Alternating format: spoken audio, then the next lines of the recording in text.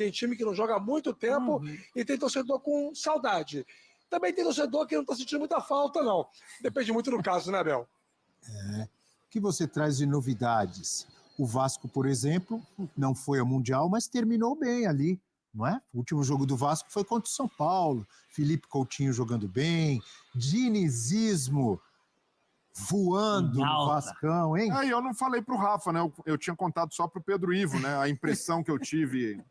Conta pro Rafa, vamos ver a reação dele. Não, mas não sei se o Rafa assistiu o jogo, Rafa, mas em determinados momentos de PSG e Real Madrid, eu tive uns flashes de Vasco e São Paulo no Morumbi. Recomenda-se cautela, viu, Breno Pires? Eu acho que eu não iria tão longe assim. Como diria o filósofo Felipe Melo, você está com muita ousadura ao fazer esse tipo de comparação. Mas eu diria que, tá bom, eu entendi a lógica por trás do fato, né? Em alguns momentos, sim, o futebol que o Fernando Diniz defende, pratica, trabalha no dia a dia, é um pouco semelhante, conceitualmente, ao que foi visto naquela partida. Tá vendo? Mas, assim, qualquer coisa que se compare com o Paris Saint-Germain atualmente é uma grande heresia, né, Brilha? Convenhamos. Sobre o Vasco, o Abel e amigos, é importante dizer que o Diniz teve um mês só treinando o time. A única notícia ruim, o Vasco teve um mês, desde o jogo contra o São Paulo, a vitória lá no Morumbi, por 3-1, que aconteceu no dia 12 de junho. Nesse último mês, né, exatos 30 dias, o Vasco volta a campo amanhã em Brasília para enfrentar o Botafogo pelo Campeonato Brasileiro. À exceção da lesão do Adson, uma nova fratura na tíbia, o Vasco só teve boas notícias, né? Acertou a renovação de contrato do Léo Jardim, acertou a permanência do Felipe Coutinho. Havia uma dúvida se ele precisaria em algum momento voltar lá para o Aston Villa, nem que fosse, né, para conversar com os dirigentes do clube inglês, estabelecer algum tipo de ajuste de uma forma de receber aquilo que o clube deve ao jogador, mas foi tudo resolvido até com uma certa rapidez, né? Uma certa agilidade, e o Felipe Coutinho assinou um novo contrato com o Vasco. Então, o Diniz pode, se quiser, no clássico de amanhã contra o Botafogo, colocar o chamado time titular, que ele entende ser o melhor. Há uma dúvida em relação à zaga, se joga o Maurício Lemos, que finalmente parece estar em forma, esse é um aspecto bem importante, ou se mantém o Lucas Freitas. E no meio-campo, uma dúvida técnica entre o Jair e o Hugo Moura. Nas demais posições, é o Vasco que o torcedor já está acostumado a ver escalado pelo técnico Fernando Diniz. Existe um retrospecto interessante do Verratti contra o Botafogo, já marcou 4 gols diante deste adversário, e certamente esse é o item a mais de estímulo ao vascaíno para o jogo de amanhã. Além disso, os últimos 5 jogos do Vasco contra o Botafogo, o time Cruz Maltino obteve 3 vitórias. Eu posso emendar com o Alvinegro campeão da América, ou posso passar para o estúdio e vocês debaterem, por enquanto, o Vasco. Você que sabe, Abel. Não, eu gostaria que você emendasse, até porque eu já tenho uma pergunta para você. O professor David Ancelotti vai estrear? Ainda não sabemos, depende da aparição do nome dele no boletim informativo diário, o famoso BID, que é uma entidade do futebol brasileiro, né? O documento da CBF que dá condições de jogo para atletas e condições de trabalho para profissionais de comissão técnica. E isso, obviamente, né, nesse contexto está incluído o David Ancelotti, ou o Ancelotti II, novo técnico do Botafogo. 4 dias de treinamento com os jogadores alvinegros lá no Espaço Lunier. A última atividade antes do jogo acontecendo agora pela manhã, e a delegação alvinegra segue à tarde para Brasília. Dentre as cotações internas para assumir a função de centroavante titular, na vaga do Igor Jesus, preferência para Arthur Cabral. É ele quem deve compor o ataque alvinegro amanhã, ao lado do Arthur e também do Savarino. São apenas situações hipotéticas, apurações, porque os treinamentos do Botafogo não são, obviamente, abertos à imprensa, como atualmente nenhum treino de clube nenhum é aberto à imprensa. Então, imagina-se que o Arthur Cabral seja o titular, até por ser um jogador que vem com um lastro maior do futebol europeu, em comparação ao Mastriani, em comparação ao Raul Juan Cruz, que são os outros postulantes a essa vaga, enquanto o Botafogo não contrata um atacante. Aliás, a janela de transferências foi aberta ontem e o Botafogo está no mercado. O jovem colombiano Barreiro, meia de 19 anos, jogador do Júnior Barranquilla, já está acertado. O Botafogo ainda não oficializou a contratação, mas a negociação está concluída. Mas mais uma peça para o meio-campo. E o Botafogo vai buscar, sim, um centroavante, vai buscar mais um zagueiro, até porque, além do Igor Jesus, vendeu o Jair para o Nottingham Forest. O clube inglês pagou pelos 2 jogadores 32 milhões de euros para o Botafogo, mais de 180 milhões de reais. Campeão brasileiro, atual campeão da Libertadores, vem do Mundial de Clubes, vai jogar em campo neutro, comando do Vasco. Manuel Tapetinho. O que é para mim, eu não consigo concordar com essa medida. Para mim é uma conta de padaria que não fecha. O Vasco vender seu mando de campo, deixar de jogar em São Januário para jogar em Brasília, e esse era um jogo... Verdade. O Vasco, em 2023, naquela arrancada contra o rebaixamento, vence o Botafogo em São Januário. 3 pontos importantíssimos. Então, para mim, é um absurdo completo o Vasco vender o mando, ainda mais num clássico dificílimo contra o Botafogo. Gol antológico do Paulo Henrique, né, Pereira? Foi. Gol do Paulo Henrique. Então, o Vasco, para mim, né, é não colocar em perspectiva a dificuldade de um campeonato brasileiro. Porque em Brasília o Vasco também não pode vencer? Perdeu para o Palmeiras quando vendeu o mando de campo. Faz 4 jogos que não vence, né? Em São Januário também ganha e perde. Mas em São Januário, Abel, estatisticamente, o Vasco é mais forte. O Vasco tem conta, já conhece... O ambiente é outro. O ambiente, a torcida empurra de maneira diferente. Em Brasília, por exemplo, não dá para garantir nem maioria na arquibancada.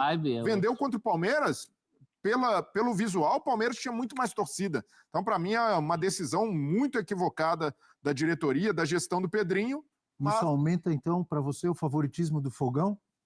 Não, para mim o Botafogo é favorito por ser um time melhor, ter um elenco melhor, mas tem as questões, trocou de técnico agora, a saída do Paiva, a maneira como saiu, sem Igor Jesus, que faz falta ali na referência, mas por tudo isso eu vejo o Botafogo levemente favorito, não é aquele favoritismo como seria, por exemplo, no ano passado, né, em que o Vasco, no meio, a essa altura da temporada, não passava muita confiança. Eu vou colocar favoritismo pro Vasco dessa vez. Sério? Você vai ficar com a imagem do Morumbi. Vou. Meio ali... Do Morumbi, né? Não é do Mundial de Clubes, não, né, Mari? Tá um pouco confuso para mim se é Morumbi ou se é, de fato, Estados Unidos, mas mais Morumbis. Mas eu digo muito pelo momento também, assim. Eu acho que o Botafogo, ele volta machucado do Mundial, machucado pelas escolhas ou pela escolha do seu próprio investidor, de mudar comando técnico, pode dar muito certo com o David, mas ainda não dá para a gente afirmar isso. Volta sem esse tempo que o Diniz teve de treinamento, de adaptar outras ideias, ou enfim, né, novas associações ali dentro dos seus jogadores. Volta com ausências importantes, Jair estava muito bem na defesa, o Igor Jesus lá na frente. Acho que o Botafogo não teve esse tempo de adaptar as novas contratações a ponto do Arthur Cabral já, de fato, ser esse homem referência para dar resultado. Então, hoje eu vou colocar o favoritismo para o Vasco, porque eu acho que o Vasco ele termina muito bem, né, antes da pausa, e pode ter aproveitado melhor esse tempo para dar mais luz ao trabalho do Diniz. Um está retomando depois de um mês, o outro restartou tudo, restartou o trabalho, né? Metade do Botafogo está saindo, metade do Botafogo está chegando. Agora o senhor viu, seu Breler? Mas tem uma memória ali, né? Opa, apontou o dedo para você. O senhor viu como a sua comparação é perigosa? Essa memória está cada vez menor, hein? O senhor comparando, eu concordo, o senhor comparando o Vasco com o PSG, o adversário do Vasco é justamente aquele que sabe segurar o PSG. Ou pelo menos soube segurar o PSG. Mas o dono não gostou. O dono não curtiu a ideia. Nem todo adversário é PSG. Ele quer Botafogo Way. Mas acho que um pelo outro eu ainda confio mais no Botafogo. O Palmeiras não é o PSG. Ainda bem, né? Ainda confio mais no Botafogo. Posso dar meu palpite? Pode. Claro. Estou em nova fase. Meu palpite não tem favorito. Olha a minha nova fase, mureteiro. Isso é o não palpite. Abel Prates. Virou Abel Prates. Meu palpite é empate. Pronto. Rafa Abel sem Prates. Graça. Estou na fase Prates, mureteiro. Total. Que fase ruim de Abel Neto. O pessoal de Brasília, já que foi para Brasília, vamos oferecer gols, né? Mas eu acho que tende a ser um jogo equilibrado. Sim. Realmente. O Vasco deixou ali... O Vasco vinha evoluindo já com o Diniz. Tem boas notícias, né? Como o Rafa destacou, permanência do Léo Jardim, permanência do Coutinho, chegada do Thiago Mendes. o Thiago Mendes eu ainda não trato como uma certeza, é preciso ver. O Thiago Mendes, em 2 temporadas no Catar, fez só 30 jogos. 30 jogos é o que um jogador no futebol brasileiro faz no primeiro semestre, às vezes até mais. Então é preciso ver como entra nesse ritmo, se readapta ao futebol brasileiro depois de 8 anos retornando, mas eu vejo o Vasco num bom caminho de evolução com o Fernando Diniz.